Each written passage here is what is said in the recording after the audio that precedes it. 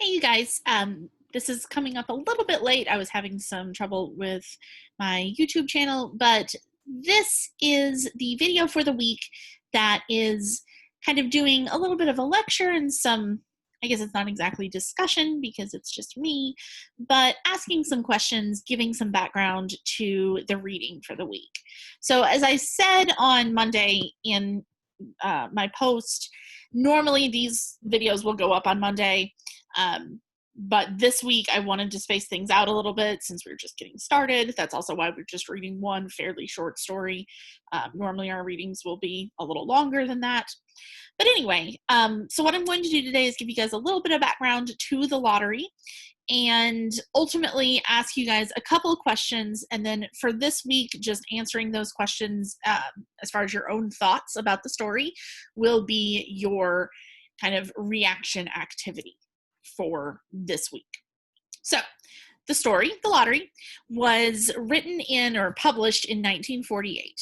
So this is a time that is not very far post World War II in America. And one thing we're seeing going on is women, and so women of all races and backgrounds and men of minority backgrounds are being kind of pushed back out of the way now that the people who normally held major jobs, so white men who had previously been fighting over in Europe or Japan, had returned. Jobs that had been filled by women, had been filled by minority men, were now being given back to the men who were returning from war. And so we have a kind of sense of discontentment from a lot of the population of the country. People who stepped up because they were told that's what was needed to help the war effort. So for men, this includes going overseas and fighting and putting their lives on the line, but then returning and not being given the benefits that were meant to be given to our veterans and our returning soldiers. They were being given to our white veterans and our white returning soldiers, but they were not being given to our soldiers of minorities. There's a whole lot of other issues that went on during World War II that we're not looking at here. Not to minimize them as problems, just because what I'm looking at here is simply this one idea. So we see, again, a lot of people who did their part in the war effort, whatever that was, and discovered that they enjoyed, if it was women, they enjoyed working out of the house, like outside of the house. If we're talking about men who, again, risked their lives by fighting in the war, or who were able to learn more specialized work than they had been allowed to before, they're all discovering that they have new passions and new things that they want to do, but they're being returned to either the home in the case of women, or lower level and lower pay jobs in the case of a lot of the men. And so we're in this time period where we're looking at a society that sees that there are a lot of things that are done in the name of tradition. So, why can't I work outside of the house? Says this woman who's been making bombs for the entire war in a factory. And it's, well, because that's not how we do things. During the war was a different time. We did what we had to do, but now we do things this way. Men work in those factories, white men specifically, again, and you stay at home. Or a man of a minority race who has gone and fought in the war and has come home. Well, why am I not able to continue the kind of work I was doing or to use the training that I received? Well, because that's not how we do things. So it's this idea of we must follow tradition even though the tradition doesn't really make sense and it's not beneficial in any way. And so that idea and that discontentment that we're seeing in society is really a big focal point of this story. So if we look at what's going on in the story, ultimately, of course, we have this annual event that involves members of the town brutally killing another member of the town. for no reason. There's no reason. The only thing close to a reason that's given is when Old Man Warner says that there used to be a saying of lottery in June, corn be heavy soon, or if we have the lottery, our crops will grow.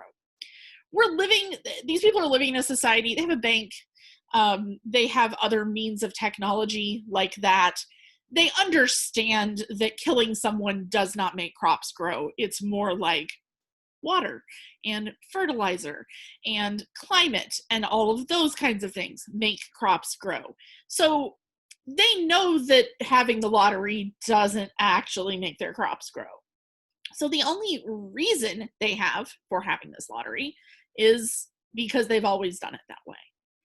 We see the biggest clinging to tradition here indeed is Old Man Warner, who has been in 70 something lotteries, and well, that's just how we've always done it. If we look at this story, we go and read the story, and we can see that this is obviously ridiculous. Just because you've always thrown rocks at one person who lives in your village every year isn't a good enough reason to continue to throw rocks at people in your village every year until they die. Not just throw rocks at them, kill them. And it's easy to see, wow, that's really dumb. We can look at that as outsiders. But when we bring this back on our own society, our world, whatever, at the time of 1948 and now, do all sorts of things just because that's the way they are. I don't want to get enormously political in a video like this where we're not having a discussion, but we can look at a lot of things that are going on in our world at the moment, and there's no good reason for them to be the way they are. People just are saying that's the way it's always been done, or those are the people who have always done that, or this is the way our system has always worked. And that's an excuse for what's being done. If we look specifically at, say, the removal of Confederate monuments, we have people with this argument that you can't erase history, and apparently taking down something that was built decades after an event happened in a whole other time period and for a whole other reason than simply acknowledging someone's contributions to the world. Apparently would some way erase history. That's very much one of these kinds of arguments, that if we take these down, well, we shouldn't take them down because they're there because they serve a purpose. Obviously, on any sort of issue like this, different people have different opinions. It's not my job to tell you how to think. What it is my job to do is to go over these stories with you and help you establish some links between these stories of the past and our current situations. To see that the literature from 1948, literature from the 1800s, literature from much earlier than that, we're reading a play from an ancient Greek play that is remarkably relevant to today's world. We'll be reading that later this semester. All of them, they still relate to what we are experiencing now, and we can learn from them and we can take lessons from them. We can practice our empathy skills. We can practice kind of thinking about things in a different way than we've previously thought about them in order to be able to use those same skills in our real lives when we do that. So that is my biggest thing I really wanted to point out about this story. But I also have a couple of questions. So these questions are things that there's going to be an assignment posted on Blackboard. This is what you will submit your answer to when it comes to that assignment. And my phone is ringing. That's terrible. Okay. So the questions that I have for you are, well, it's one question kind of in three sections, we'll say. So the ending of the story is obviously, it plays out in a particular way, And it plays out in that particular way with Tessie Hutchinson winning the lottery or being the one who is getting stoned to death. So my question is, what if a different person had been drawn rather than Tessie? And I've got 3 specific people I want you to think about. And you can answer the ways you think the crowd might have reacted differently, ways you think the person drawn might have reacted differently, or ultimately any change you can see that might have been made to the village society as a whole, based on any of these 3 people being the choice that was supposed to be, or who was supposed to be stoned to death. So the first person is Davy Hutchison. That is the young child, the toddler, the one who can't hold his own paper, has no idea what's going on, but was one of the 5 people who could very well have ended up being stoned. So if Davy's name had been, or not name, if Davy had ended up with the paper with the mark on it, would the townspeople have reacted differently? Would it perhaps have had a change on the system that is in place? Or if you think nothing would have changed, just explain whatever your answer is. Yes, they would have reacted differently because I saw this in the story. No, I saw them acting this particular way, so I don't think it would have been any different, etc. So that first person is Davy. The second person is Mr. Summers. So Mr. Summers is the man who is running the lottery. He runs everything, we're told, all of the events in town. So he's the one up there, calling everyone's name, having them draw the slips of paper. He does draw a slip of paper, so he is part of the lottery. He could have had the paper with the mark on it. So would that have changed anything if it had been him rather than Tessie? And the final person is Old Man Warner. What if Old Man Warner had been the one to draw this winning piece? How do you think that would have gone?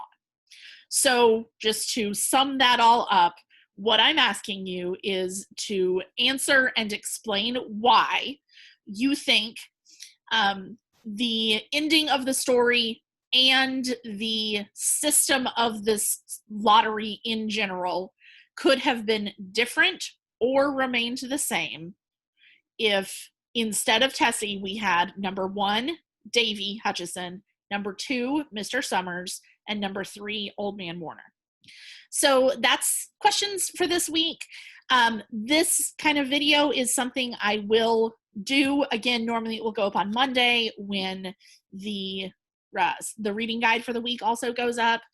And there will always be some sort of activity. Sometimes it will be a brief writing activity like this. Sometimes I'll be asking you to make a meme of something we've read. I might ask you to do some sort of drawing, make a short comic strip. I don't know. I haven't decided for sure what I'm going to do every week, honestly.